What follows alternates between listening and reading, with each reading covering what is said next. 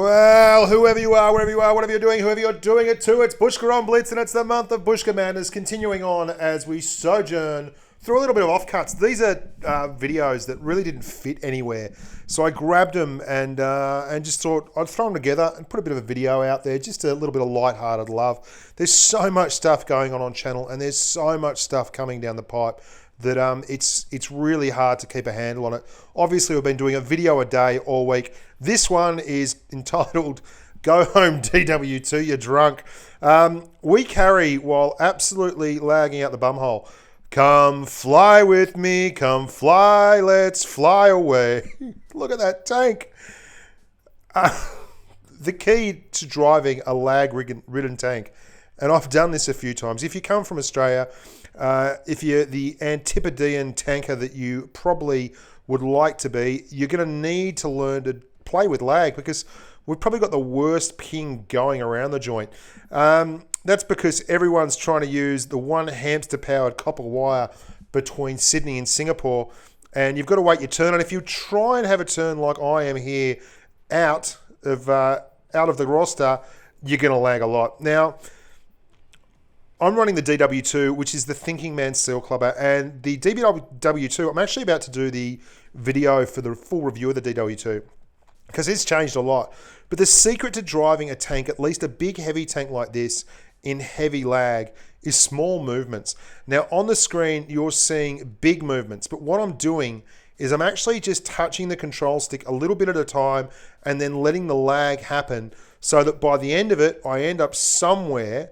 And basically, you've got to take it for granted that the lag is real and that it's going to keep moving on their screen the way it's going to move in your head, so that by the end of it, you end up somewhere that isn't sideways to the enemy. You always want to have your tank angled, as is usually the case. Now look at this, is great. Fire the button. Wait a second. Get the kill spam.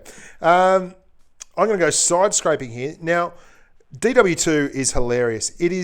It's gone from being like the worst German heavy in the game to a real powerhouse. It's got big flat sides, and it was never the armor that was a problem. It used to have like a 70 alpha damage gun, and it would just get obliterated. It couldn't pen things, and it couldn't do damage to them. So it's now got the 75mm off the VK36OH, the third best pen, which is 103 standard pen on your AP rounds. It's red hot and cooking. You can see here, great side scraper. No good if you leave it flat and open like that. It's got that typically German lower glacis that just says, come and hug me, AP shells. Hug me right through the engine block till I fall down in flames.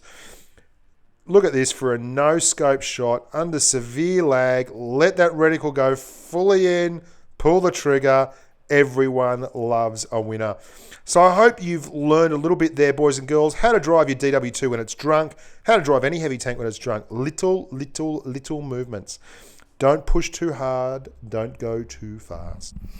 You can't push too hard or go too fast in this tank, however. This is the Kinaiotsu. I very rarely drive this tank. iBoss, who is the clan leader of Metal Storm, asked me for a bit of a run out to check out the Otsu. He hasn't got one, and wondered what all the fuss was about. We were talking about it in Telegram chat one day. You can see one of my subscribers in the Tetrack has said, anyway, I don't like showing this tank because it really annoys people. And I spam the hell out of this tank in terms of just firing that button as fast as humanly possible, because it's one of those tanks where there is literally no reload. Well, it's probably the only tank where there is literally no reload. You fire this thing about as fast as you can press it.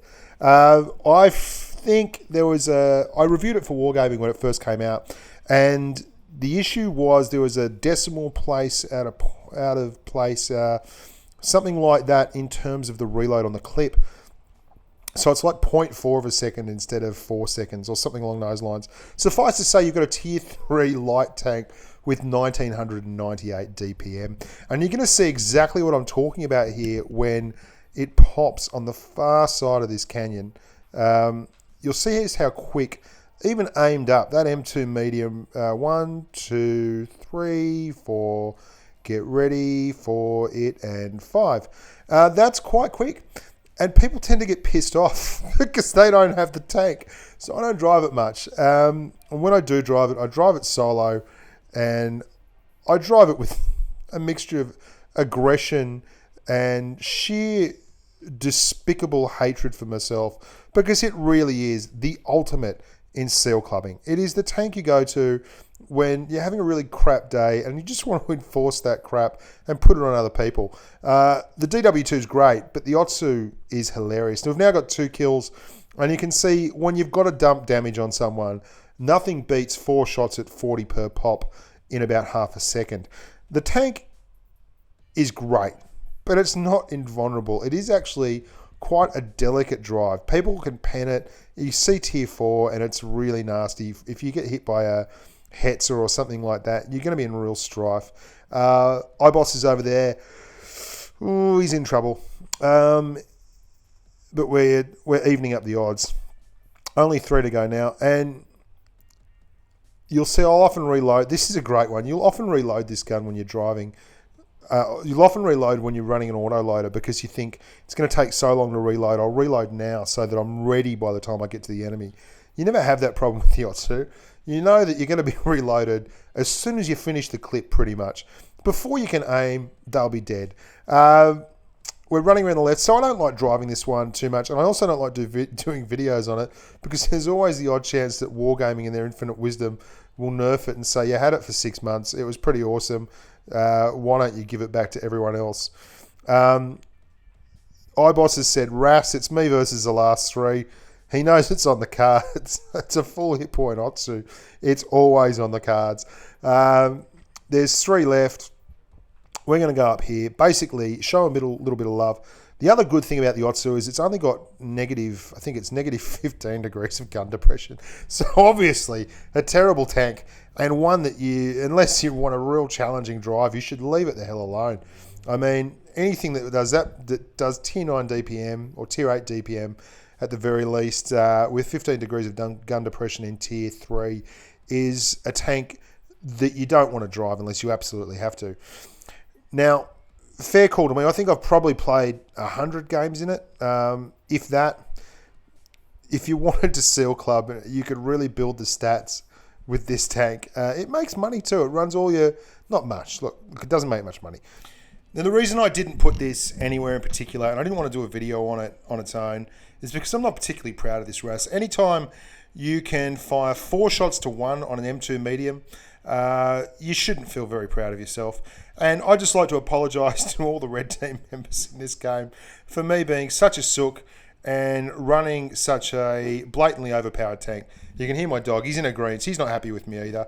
Yeah, poor old T46. He doesn't have much chance, does he? What are you going to do?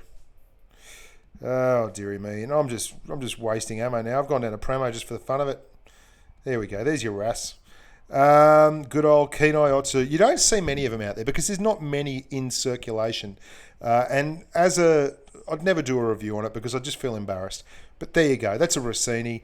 That's what it looks like in a Kenai Otsu. Plenty of bling, plenty of love, lots to go by. Now, we've obviously just turned up to +1 -1 matchmaking, and that's made a huge impact on the game. And if you think a little bit outside the square, you'll realise that while it's been extremely negative for some things, it's been outstanding for a couple of tanks in particular. One we just reviewed, the Chi-Ri, which never sees tier 9 now, which makes it a viable tank in my opinion, because at tier 9, it was completely outmatched with only 186 millimeters of pen. I mean, that's ludicrously low. You cannot pen reliably anyway, tier 9 and tier 8 heavies with that tank. Another one that comes to mind as being incredibly powerful now with the changes to matchmaking is the T-3485 Victory. This little number has become an absolute bombshell in terms of credit grinding. And I was hopeful that they would release the Victory again with the recent May Day celebrations, but they went with the Rudy. Now, I'm not certain how the Rudy fares in terms of credit grinding. But this T-3485 Victory is now a premium matchmaking. In other words, it only sees one tier above it, T-3485 Victory.